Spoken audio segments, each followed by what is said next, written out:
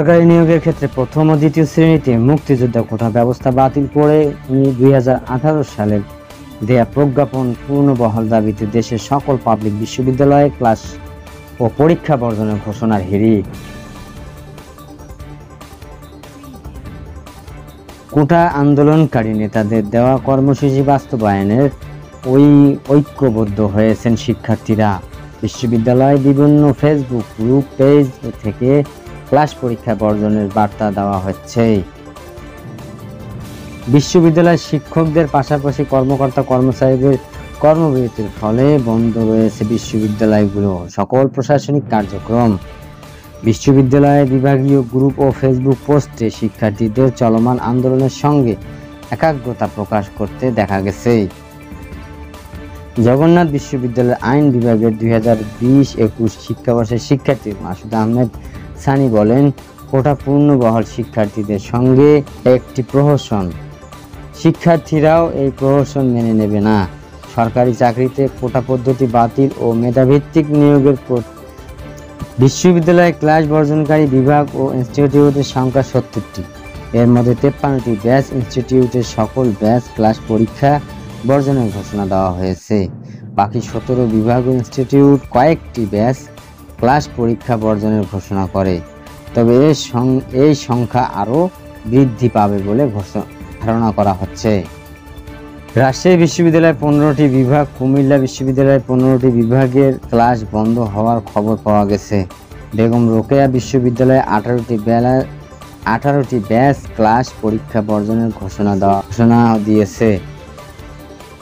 আর খুলনা বিশ্ববিদ্যালয়ের শিক্ষার্থীরা আন্দোলন চালিয়ে গেল, এখনও ক্লাস পরীক্ষা বর্জনের সিদ্ধান্ত গ্রহণ করেনি।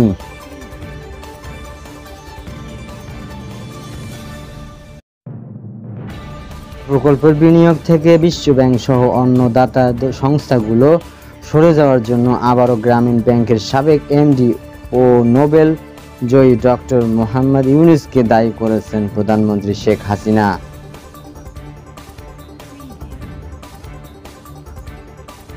পদ্মা সেতু ভিত্তি প্রস্তর স্থাপনের স্মৃতিচারণ করে তিনি বলেন, চেয়েছিলাম লিভিং ওয়েল থাকুক, কিন্তু বিশ্বব্যাংক আরও বেশি টাকা দেবে বলে চলে এলো। এর মধ্যে যে ঘটনা ঘটলো সেটা আরও দুঃখজনক।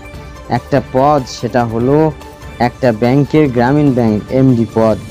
এই পদটা নিয়ে এত জটিলতা, যত সমস্যা, সামান্য একটা এমডি পদের জন্য এত লালিয়াতি কেন?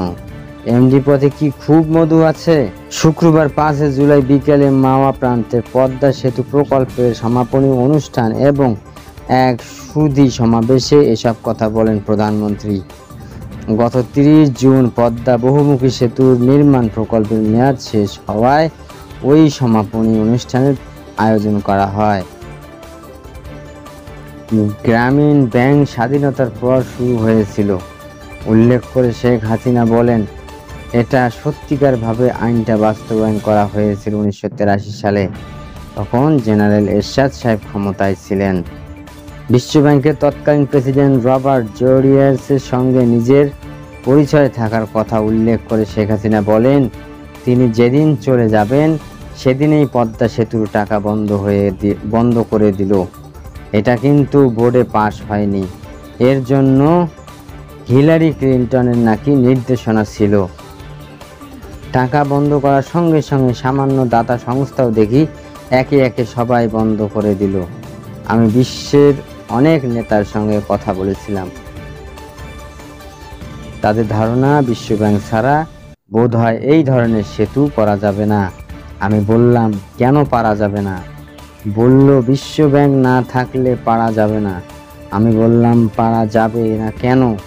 আমরা নিজেরাই করতে পারবো না কেন? টাঙ্গাইলে মাওলানা ভাসানী বিজ্ঞান ও প্রযুক্তি বিশ্ববিদ্যালয়ের শিক্ষার্থীরা ঢাকা টাঙ্গাইল বঙ্গবন্ধু মহাসড়ক অবরোধ করেছে।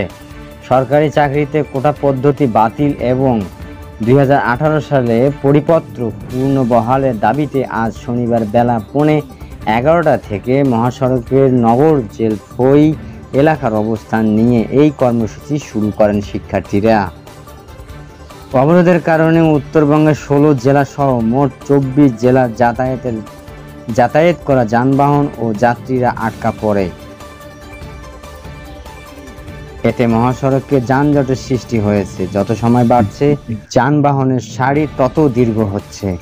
বিশ্ববিদ্যালয়ের শিক্ষার্থীরা সকাল 10টার দিকে বিশ্ববিদ্যালয় চত্বর সমবেত হয়ে বিশ্ববিদ্যালয়ের গাড়িতে চেপে ওই মহাসড়কের নগর জলফই এলাকায় এসে সড়কের অবস্থান নেন। এ সময় তারা কোটা বাতিলের দাবিতে নানান স্লোগান দেন।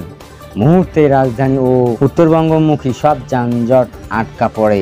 সময় বাড়ার সঙ্গে সঙ্গে যানজটের পরিস্থিতি খারাপ হচ্ছে, তবে আইন শৃঙ্খলা পরিস্থিতি নিয়ন্ত্রণে রাখার চেষ্টা করছে। পুলিশ প্রশাসন সেখানে অবস্থান করছে।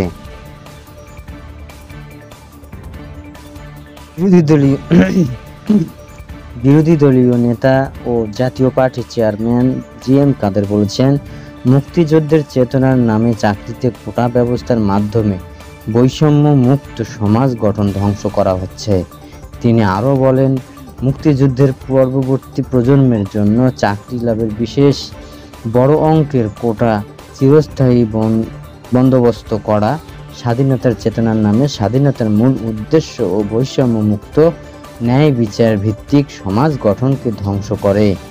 আমি মনে করি যে কোনো পরিস্থিতিতে দেশের মানুষের মধ্যে বিভাজন সৃষ্টি কখনোই মঙ্গল বয়ে আনে না। বুধবার দ্বাদশ জাতীয় সংসদ 2024-25 অর্থ বছরে বাজেটের অধিবেশনে সমাপনী বক্তব্য জিএম কাদের এসব কথা বলেন। এ সময় স্পিকার ডক্টর শিরিন শারমিন চৌধুরী অধিবেশনে সভাপতিত্ব করেন। বিরোধী দলীয় নেতা বলেন, এ কথা যেন আমরা ভুলে না যাই যে ইতিহাস সাক্ষ্য দেয় বৈষম্যের বিরুদ্ধে সংগ্রামে আন্দোলনে জয়লাভের জন্য যে কোনো ত্যাগ স্বীকার করতে এবং যে কোনো পর্যায়ে যেতে প্রস্তুত থাকে। জিএম কাদের বলেন, আমাদের শহীদ মিনার বৈষম্য থেকে মুক্তির সংগ্রামের আত্মত্যাগের প্রতীক।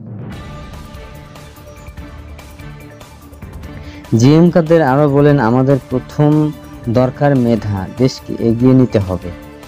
সামনের বিশ্ব আমাদের সেন্টিমেন্টের ওপর থাকবে না, আমাদের কম্পিটিশন করতে হবে। যেখানে মেধা প্রাধান্য না দিলে প্রতিযোগিতা করব কিসের ভিত্তিতে? সর্বজনীয় পেনশন স্কিম নিয়ে বিশ্ববিদ্যালয় শিক্ষকদের চলমান আন্দোলনের প্রসঙ্গ টেনে বিরোধী দলের নেতা বলেন, আগে যেটা সর্বজনীয় পেনশন স্কিম দেওয়া হয়েছিল, যে কোনো কারণে হোক সেটাই খুব একটা সাড়া আসেনি। এখন নতুন একটা স্কিম চালু করা হয়েছে। বিশ্ববিদ্যালয়ের শিক্ষক নেতারা বেশিরভাগ সরকারের সমর্থক, সরকারের কাছে লোক, তারা মানতে চাইছেন না।